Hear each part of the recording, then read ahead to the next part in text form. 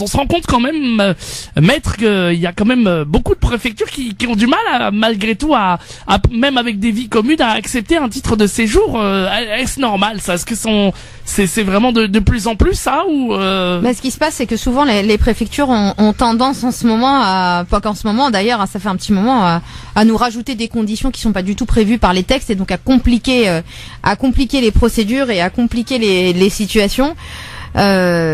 Après c'est pas normal, mais c'est la raison aussi pour laquelle il ne faut absolument pas hésiter à mettre en place des contentieux. Hein. Oui, des contentieux. Vous allez à la préfecture, on refuse de vous donner un dossier, vous faites un recours.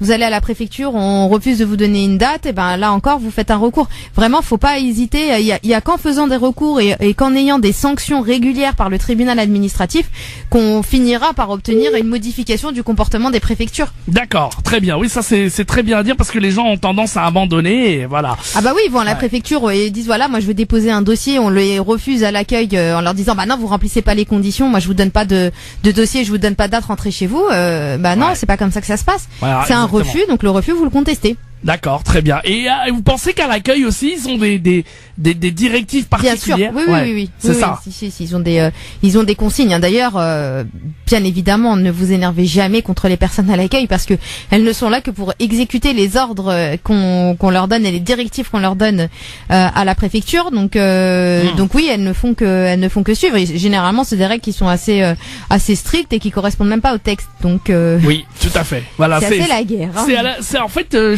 chaque département qui applique sa propre chaque préfecture rajoute. Normalement, on est censé avoir une unification des pratiques dans la mesure où les textes sont quand même assez clairs. Ouais. Mais c'est pas le cas. C'est-à-dire que chaque préfecture, comme tu dis, va ajouter des pratiques, elle va ajouter des conditions qu'on n'a absolument pas, comme le fait d'exiger un passeport en cours de validité pour pouvoir récupérer un dossier. Il y a aucun texte qui prévoit cela.